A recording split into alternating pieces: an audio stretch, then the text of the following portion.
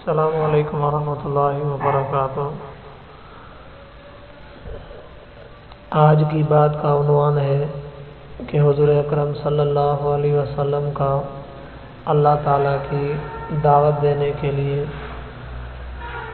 صحابہ کی جماعت کو ترتیب دینا، صحابہ کی جماعت کو بھیجنا دعوت تبلیغ کے لیے۔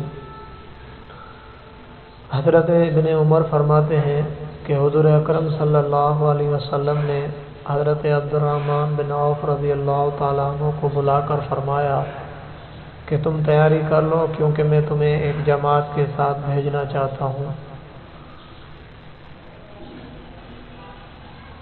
اس کے بعد پوری طویل حدیث ہے جس کا مضمون یہ ہے کہ حضرت عبد الرحمن روانہ ہوئے اور اپنے ساتھیوں کے پاس پہنچ گئے، اور پھر یہ حضرات وہاں سے آگے چلے حتیٰ کہ دومت الجندل مقام پر پہنچ گئے۔ یہ مقام مدینہ منورہ اور ملک شام کے درمیان ایک قلعے کا تھا جس کے ساتھ کئی بستیاں تھیں۔ چنانچہ جب اصحاب دومت میں پہنچے تو حضرت عبد الرحمن داخل ہوئے تو انہوں نے دوما والوں کو 3 دن اسلام کی دعوت دی۔ تیسرے دن اصبع بن عامر کلبی مسلمان ہو گئے جو کہ نصرانی تھے اور اپنے قوم کے سردار تھے۔ اس کے بعد حضرت عبد الرحمن نے قبیلہ جوہینہ کہ ایک آدمی حضرت رافع بن مقیس کے ہاتھ حضور کی خدمت میں ایک خط بھیجا جس میں تمام حالات کا تذکرہ کیا۔ حضور علیہ الصلوۃ والسلام نے ان کو جواب میں یہ تحریر فرمایا کہ تم اصبغ کی بیٹی سے شادی کر لو۔ چنانچہ انہوں نے ان سے شادی کر لی۔ حضرت اصبغ کی اس بیٹی کا نام تمازرد ہے جن سے حضرت عبد الرحمن کے بیٹے ابو سلمہ پیدا ہوئے۔ حضرت محمد عبد الرحمن تمیمی فرماتے ہیں کہ حضور اکرم صلی اللہ علیہ وسلم نے حضرت عمر بن عاص کو بھیجا تاکہ وہ عربوں کو اسلام کی طرف جلدی آنے کی دعوت دے، چونکہ ان کے والد عاص بن وائل کی والدہ یعنی ان کی دادی اسی قبیلے سے تھی، اس وجہ سے انہیں اس قبیلے کی طرف بھیجا گیا۔ آپ اس خاندانی رشتہ داری کی وجہ سے اس قبیلے کو مانوس کرنا اور اس سے جوڑنا بٹھانا چاہتے تھے۔ حضرت عمر علاقہ جذام کے سلاسل نامی ایک چشمے پر پہنچے۔ اسی چشمے کی وجہ سے اس غزوے کا نام غزوہ ذات السلاسل مشہور ہو گیا۔ جب یہ وہاں پہنچے اور انہیں زیادہ خطرہ محسوس ہوا تو انہوں نے حضور اکرم صلی اللہ علیہ وسلم کی خدمت میں آدمی بھیج کر مزید مدد طلب کی۔ چنانچہ حضور اکرم صلی اللہ علیہ وسلم نے ابو عبیدہ بن جراح کو مہاجرین اولین کے ہمراہ ان کے پاس بھیجا جن میں حضرت ابو بکر اور عمر رضی اللہ تعالیٰ عنہ بھی تھے۔ حضرت براء فرماتے ہیں کہ حضور نے حضرت خالد بن ولید کو اسلام کی دعوت دینے کے لیے یمن بھیجا۔ حضرت خالد بن ولید کے ساتھ جانے والی جماعت میں بھی تھا یعنی حضرت براء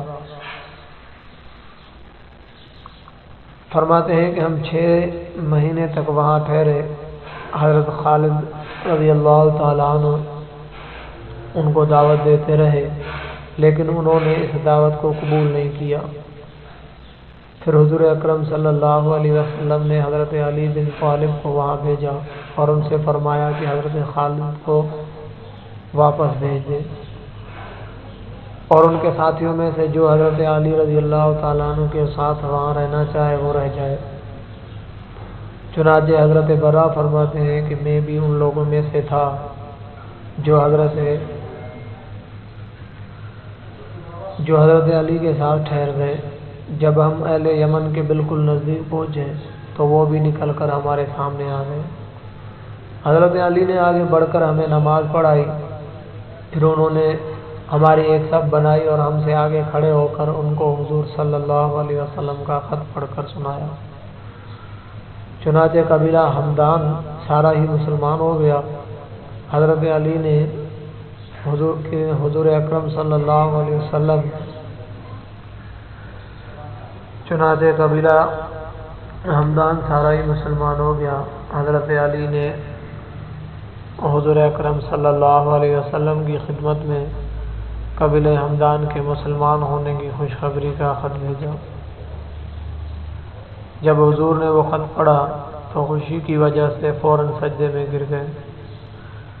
پھر آپ نے سجدے سے سر اٹھا کر قبیلہ ہمدان کو دعا دی کہ ہمدان پر سلامتی ہو، ہمدان پر سلامتی ہو۔ حضور نے حضرت خالد بن ولید کو بنو حارث بن کعب کے پاس نجران بھیجا اور ان سے فرمایا کہ قبیلہ بنو حارث سے لڑنے سے پہلے ان کو 3 دن اسلام کی دعوت دینا، پھر اگر وہ اسلام کی دعوت کو قبول کر لیں تو تم بھی ان کے اسلام لانے کو تسلیم کر لینا، اور اگر وہ اس دعوت کو قبول نہ کریں تو پھر تم ان سے لڑائی کرنا۔ چنانچہ حضرت خالد بن ولید مدینے سے روانہ ہوئے اور قبیلہ بنو حارث کے پاس پہنچ گئے تو حضرت خالد رضی اللہ تعالیٰ عنہ نے ہر طرف سواروں کو گشت کرنے کے لیے بھیج دیا، جو یہ کہتے ہوئے اسلام کی دعوت دے رہے تھے، ایھا الناس، اے لوگو، اسلموا تسلموا، اسلام لے آؤ، سلامتی پالو گے۔ چنانچہ وہ سب لوگ مسلمان ہو گئے اور جس اسلام کی انہیں دعوت دی گئی اس میں وہ داخل ہو گئے۔ حضور نے حضرت خالد بن ولید کو حکم دیا تھا کہ اگر قبیلہ بنو حارث مسلمان ہو جائے اور جنگ نہ کرے تو حضرت خالد بن ولید ان میں ٹھہر کر ان کو اسلام اور قرآن و حدیث سکھائیں۔ چنانچہ حضرت خالد بن ولید ان میں ٹھہر کر ان کو اسلام اور قرآن و حدیث سکھانے لگے۔ پھر حضرت خالد بن ولید حضور کی خدمت میں خط بھیجا جس کا مضمون یہ تھا: بسم اللہ الرحمن الرحیم، بخدمت جناب حضرت محمد الرسول اللہ، من جانب خالد بن ولید، السلام علیکم یا رسول اللہ ورحمۃ اللہ وبرکاتہ۔ میں آپ کے سامنے اس اللہ کی تعریف کرتا ہوں جس کے سوا کوئی معبود نہیں۔ اما بعد، یا رسول اللہ، آپ نے بنو حارث بن کعب کی طرف مجھے بھیجا تھا اور آپ نے مجھ سے فرمایا تھا کہ جب میں ان کے پاس پہنچ جاؤں تو ان سے 3 دن جنگ نہ کروں بلکہ ان کو اسلام کی دعوت دوں، اور اگر وہ مسلمان ہو جائیں تو ان کا اسلام تسلیم کر لوں اور ان کو اسلام کے احکام قرآن و حدیث سکھاؤں، اور اگر وہ مسلمان نہ ہو تو ان سے میں جنگ کروں۔ چنانچہ جیسے اللہ کے رسول کا حکم تھا میں نے ان کے پاس پہنچ کر ان کو 3 دن اسلام کی دعوت دی اور ان میں گشت کرنے کے لیے سواروں کی جماعتوں کو بھیج دیا جو یوں دعوت دیتے تھے: اے بنو حارث، مسلمان ہو جاؤ، سلامتی پالو گے۔ چنانچہ وہ مسلمان ہو گئے اور انہوں نے جنگ نہیں کی، اور اب میں ان میں ٹھہرا ہوا ہوں جن کاموں کے کرنے کا اللہ نے ان کو حکم کیا ہے، ان کو ان کاموں کا حکم دے رہا ہوں، اور جن کاموں سے اللہ نے روکا ہے ان کو ان کاموں سے روکنے کا حکم دے رہا ہوں، ان کاموں سے ان کو روک رہا ہوں، اور ان کو اسلام کے احکام اور حضور کی سنت سکھا رہا ہوں۔ اب آئندہ کیا کرنا ہے میں اس کے بارے میں آپ کے قاصد کے خط کا منتظر ہوں۔ والسلام علیکم یا رسول اللہ ورحمۃ اللہ وبرکاتہ۔ حضور نے حضرت خالد بن ولید کا یہ جب خط پڑھا پھر جواب ارسال فرمایا کہ بسم اللہ الرحمن الرحیم، محمد الرسول اللہ کی طرف سے خالد بن ولید کے نام پر، سلام علیکہ میں تمہارے سامنے اس اللہ کی تعریف کرتا ہوں جس کے سوا کوئی معبود نہیں۔ اما بعد، تمہارا خط تمہارے قاصد کے ساتھ میرے پاس پہنچا، جس سے یہ معلوم ہوا کہ بنو حارث بن کعب تمہارے جنگ کرنے سے پہلے ہی مسلمان ہو گئے، اور انہوں نے تمہاری دعوت اسلام کو قبول کر لیا، اور کلمہ شہادت یعنی اشہد ان لا الہ الا اللہ واشہد ان محمدا عبدہ ورسولہ پڑھ لیا، اور اللہ تعالیٰ نے ان کو اپنی ہدایت سے نواز دیا۔ لہذا اب تم ان کو خوشخبری سناؤ اور اللہ کے عذاب سے ڈراؤ، اور پھر تم واپس آ جاؤ، اور تمہارے ساتھ ان کا ایک وفد بھی یہاں آئے۔ والسلام علیکم ورحمۃ اللہ وبرکاتہ۔ چنانچہ حضرت خالد بن ولید حضور کی خدمت میں واپس آ گئے، اور ان کے ساتھ بنو حارث بن کعب کا وفد بھی آیا۔ جب وہ حضور کی خدمت میں آئے اور آپ نے ان کو دیکھا تو آپ نے فرمایا، یہ کون لوگ ہیں جو ہندوستان کے آدمی معلوم ہوتے ہیں؟ صحابہ نے عرض کیا، یا رسول اللہ، یہ بنو حارث بن کعب ہیں۔ جب وہ حضور کی خدمت میں پہنچے تو انہوں نے حضور کو سلام عرض کیا اور کہا کہ ہم اس بات کی گواہی دیتے ہیں کہ آپ اللہ کے رسول ہیں اور اللہ کے علاوہ کوئی معبود نہیں۔ آپ نے فرمایا، میں بھی اس بات کی گواہی دیتا ہوں کہ اللہ کے سوا کوئی معبود نہیں، میں اللہ کا رسول ہوں۔ پھر آپ نے فرمایا، کیا تم وہی لوگ ہو جن کو جب دھکا دیا جائے تو پھر وہ کام کے لیے آگے بڑھتے ہیں؟ سب خاموش ہیں، کسی نے کوئی جواب نہیں دیا۔ آپ نے دوبارہ 6 بار پوچھا، پھر بھی کسی نے کوئی جواب نہیں دیا۔ پھر آپ نے کسی نے جواب نہیں دیا۔ پھر آپ علیہ الصلوۃ والسلام نے 4تھی مرتبہ پوچھا تو حضرت یزید بن عبد الحمدان نے کہا کہ جی ہاں یا رسول اللہ، ہم وہی لوگ ہیں جن کو جب دھکا دیا جائے تو پھر وہ کام کے لیے آگے بڑھتے ہیں۔ اور یہ بات انہوں نے 4 دفعہ کہی، کیونکہ حضور اکرم صلی اللہ علیہ وسلم نے 4 دفعہ ان سے پوچھا تھا۔ پھر حضور نے فرمایا کہ اگر خالد بن ولید مجھے یہ نہ لکھتے کہ تم مسلمان ہو گئے ہو اور تم نے جنگ نہیں کی تو آج میں تمہارے سر کٹوا کر تمہارے پیروں تلے ڈلوا دیتا۔